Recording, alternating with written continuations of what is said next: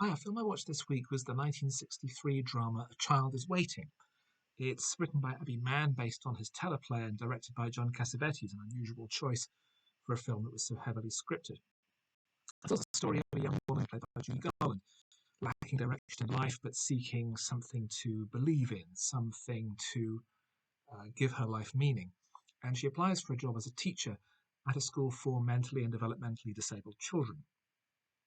The school is run by a rather stern and serious psychiatrist played by Burt Lancaster, who nevertheless has the best interests of his children at heart, is determined that they should be allowed to fulfill all their possible potential, and is thus somewhat strict and harsh with them, not uncaring, but not as kindly as perhaps he could be.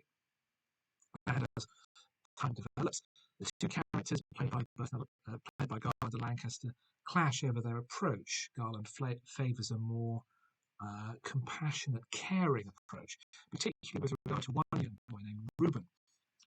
He is very antisocial or very asocial almost. He rarely speaks and has difficulty in enunciating his words. And although it's not stated in the film to my uneducated eye, it seems fairly obvious that Reuben is autistic.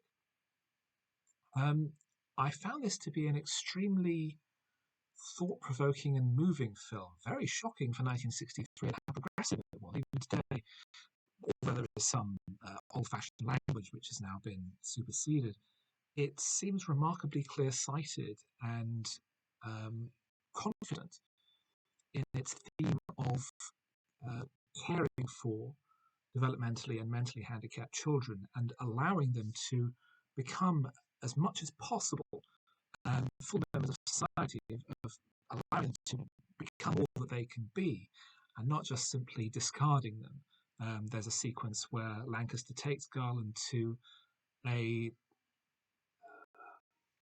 mental hospital, I'm trying to think of the appropriate phrase, for those deemed to be hopeless cases.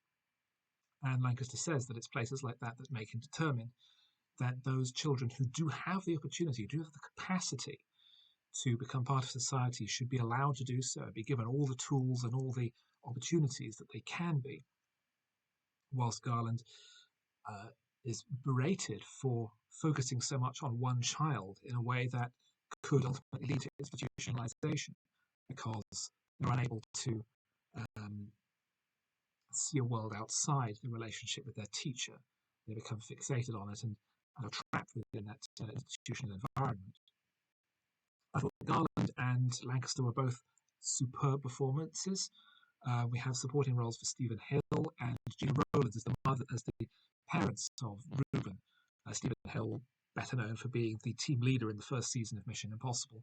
Gena Rowlands, a regular in John Cassvetes' films. And it's very much in line with producer Stanley Kramer's other work in being thought-provoking, of being very contemporary and very tough and hard-edged. Previously, I think the year earlier, directed Judgment at Nuremberg, which also starred Garland. This being, I think, her second to last feature film. I was very impressed by it. I think the best film of its year, superseding my previous choice, Alfred Hitchcock's The Birds, excellent though it is.